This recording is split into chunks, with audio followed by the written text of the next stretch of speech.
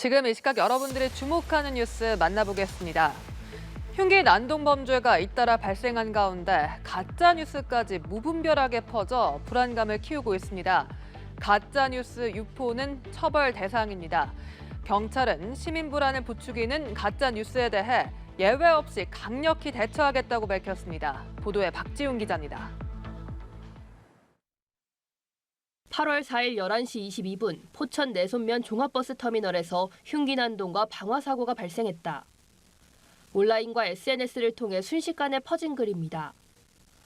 만취한 40대 남성이 흉기로 36명을 다치게 하고 방화를 저질러 종합버스 터미널 내 버스 12대가 전소됐다는 내용이 담겼는데 경기 포천에는 내손면이란 지역이 없고 비슷한 이름의 내촌면에는 버스 터미널이 없습니다. 12시 5분경 해당 사실을 인지하고 해당 사고에 대해 출동 여부를 확인해 본 바 소방에서 출동한 사항은 없습니다. 지난 3일 새벽에는 한 온라인 커뮤니티에 대구 PC방에서 칼부림 사건이 발생해 범인을 수색하고 있다는 내용의 게시글이 올라오기도 했습니다. 각종 사진을 첨부해 사건이 실시간으로 벌어지고 있는 것처럼 꾸몄는데 이 또한 가짜뉴스였습니다. 곳곳에서 흉악범죄가 이어지는 가운데 가짜뉴스까지 기승을 부리는 겁니다. 경찰은 방송통신심의위원회 등에 지속적으로 삭제 요청을 하고 있다면서도 이 같은 가짜뉴스가 처벌 대상이 될 수 있다고 강조했습니다. 이와 같은 글의 게시가 형법상 협박죄를 구성할 수도 있으므로 국민 여러분들께서는 각별히 유의해 주시기 바랍니다. 가짜뉴스가 이어지며 시민들의 불안감을 증폭시키자 윤익은 경찰청장은 무분별한 가짜뉴스에 대해 예외 없이 강력히 대처하겠다고 밝혔습니다. 연합뉴스TV 박지윤입니다. 고양이 사료에서 나온 조류 인플루엔자 AI 바이러스가 고병원성인 것으로 최종 확인됐습니다. 결국 바이러스에 오염된 고기가 시중에 유통돼 사료로까지 만들어진 건데 AI 방역에 구멍이 났다는 뜻입니다. 방역당국은 해당 사료 급여를 즉시 중단하고 고양이가 발열 등의 증상을 보이면 가축 방역기관으로 신고해달라고 당부했습니다. 서영석 기자입니다. 고양이 사료에서도 고병원성 AI 바이러스가 확인됐습니다. 원인은 원료인 냉동 오리고기. 해당 오리고기는 전남에서 AI가 창궐했던 2월 도축된 것으로 확인됐습니다. 지난 2월에 고병원성 조류 인플루엔자가 많이 발생하고 있는 시기였습니다. 그 당시에 출하 도축된 오리를 원료로 사용한 업체 중심으로 전 유통 경로 등을 중점 조사하고 있습니다. 이제 남은 건 바이러스가 오리고기 유통 경로 어느 단계에서 묻어왔느냐를 알아내는 것인데 농식품부는 당시 사육농가의 출하전 검사에선 이상이 없었고 AI가 발생한 적도 없어 방역대에서 벗어난 곳이었다고 밝혔습니다. 다만 바이러스가 잠복해 있었을 가능성은 남습니다. 오리고기 도축, 냉동, 포장하는 업체들도 추적 조사 중입니다.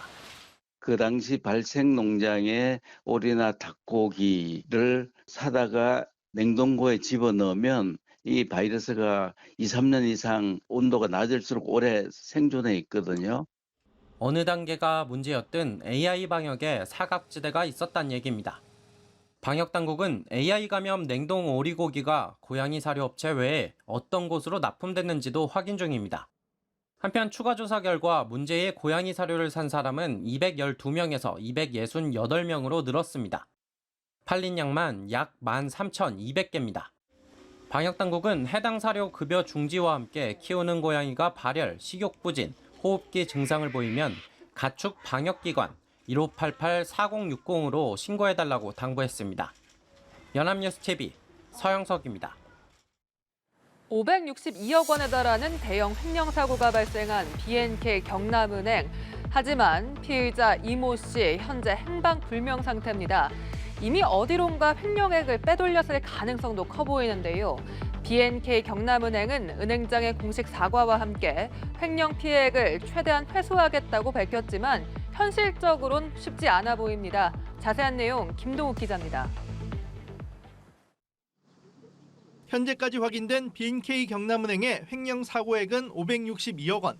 이 중 피의자 이모 씨가 횡령을 은폐하기 위해 2018년 이미 상환한 29억 원을 빼면 회수해야 하는 금액은 533억 원에 달합니다. 7년 동안 이 씨의 거액 횡령 사실을 까맣게 몰랐던 경남은행은 고개를 숙였습니다. 예경탁 경남은행장은 3일 공식 사과하며 고객님께 조금의 피해도 없도록 할 것이라며 횡령 자금을 최대한 회수해 은행 피해도 최소화하겠다고 밝혔습니다. 하지만 말처럼 회수가 쉽지는 않을 전망입니다. 특히 횡령 피의자인 부동산투자금융부장 이 씨는 현재 행방불명 상태인 것으로 전해졌습니다. 지난 2일 이 씨의 서울 강남구 주거지와 근무 부서 등 10여 곳을 압수수색한 검찰은 이 씨를 출국 금지 조치하고 소재를 추적 중입니다. 실제 과거 발생한 횡령 사고들 역시 실제 회수액은 미미합니다. 2018년부터 2022년까지 5년간 은행 횡령 사고 횡령액 871억 원 중 회수액은 고작 7%인 61억 원에 불과합니다. 지난해 700억 원대 우리은행 횡령 사고는 피의자가 자수했음에도 선물 옵션 등 투자로 대부분 돈을 날려 회수액은 1.2%인 8억 2천만 원에 그쳤습니다. 횡령에 다 쓴 게 사실인가요? 경남은행 횡령 피의자 이 씨는 연락을 두절한 채 도주 중인 만큼 이미 돈을 어디론가 빼돌렸을 가능성이 적지 않습니다. 게다가 금융감독원이 사고 경위와 함께 추가 횡령 여부를 파악 중인 만큼 피해액은 더 늘어날 수도 있습니다. 연합뉴스TV 김동욱입니다. 북한의 이른바 전승절 70주년 열병식을 계기로 사실상 공식화된 북한과 러시아의 군사적 밀착이 점점 더 심상치 않아 보입니다. 세르게이 쇼이구 국방장관이 방북 일정을 마친 직후 러시아 군용기가 평양을 방문한 사실이 확인됐습니다. 이준삼 기자입니다. 지난달 26일 평양에서 열린 북한의 무장장비 전시회. 러시아 군사대표단을 이끌고 방북한 쇼이구 장관을 이곳으로 부른 김정은 위원장이 직접 자신들이 만든 각종 무기 체계들을 홍보했습니다. 북한과 러시아는 별도의 국방장관 회담을 통해서도 군사협력을 약속했습니다. 쇼이구 장관이 모스크바로 귀환한 지 얼마 지나지 않아 러시아 군용기가 평양을 방문한 사실도 확인됐습니다. 일본 교도통신은 해외항공기 추적 사이트 플라이트 레이더 24 기록을 인용해 러시아 공군기 한 대가 지난 1일 오전 평양 순안국제공항에 도착했다고 보도했습니다. 이 군용기는 다음 날 모스크바로 복귀했습니다. 교도통신은 북한과 러시아가 어떤 합의를 배경으로 고위 관리가 북한을 방문해 교섭했을 가능성이 있다고 짚었습니다. 미국 백악관은 러시아가 북한으로부터 우크라이나 전쟁에 사용할 포탄과 탄약을 제공받으려 한다며 우려를 표명했습니다. Our information indicates that Russia is seeking to increase military cooperation with the DPRK, such as through DPRK sale of artillery munitions again to Russia. 커비 조정관은 또 북러 간 군사협력 강화 움직임에 대해 블라디미르 푸틴 러시아 대통령이 얼마나 절박한지 보여주는 또 다른 예라면서 푸틴 대통령이 현재 북한뿐 아니라 이란과 중국과도 접촉하려 하고 있다고 밝혔습니다. 연합뉴스 이준삼입니다. 이른바 대선 뒤집기 혐의로 기소된 도널드 트럼프 전 미국 대통령이 다시 법정에 섰습니다. 앞선 두 차례 법원 출석 때와 마찬가지로 혐의를 전면 부인했고 기소는 정치 탄압이라고 비판했는데요. 연이은 기소에도 당내 여론조사에서 지지를 받아왔지만 이번엔 정치적인 타격을 입을 수도 있다는 관측이 나옵니다. 워싱턴에서 정호윤 특파원입니다. 1시간가량 이어진 법원의 심리 절차 내내 트럼프 전 대통령은 무죄를 주장했습니다. 공화당 유력 대선 주자에 대한 정치 탄압이자 마녀 사냥이라는 기존의 입장을 되풀이했습니다.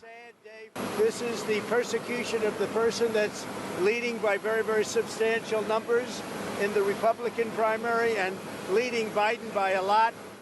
법원 출석에 앞서 자신의 소셜미디어에 조작되고 부패한 선거에 저항했다는 이유로 구속되기 위해 워싱턴 DC로 향한다며 선거 사기 주장을 반복했습니다. 법원은 트럼프 전 대통령의 불구속 상태를 승인하며 추가 범죄를 저질러선 안 된다고 경고했습니다. 대통령에서 피고인이 돼 돌아온 워싱턴 DC에선 우려했던 불미스러운 충돌은 없었습니다. 트럼프 전 대통령의 극성 지지자들보다 언론사 취재진이 더 많을 정도로 첫 번째 기소 때와는 확실히 다른 모습을 보였습니다. 하지만 하루 전 의회 건물에 총격범이 있다는 가짜 신고로 홍역을 치렀던 경찰은 온종일 삼엄한 경비를 펼쳤습니다.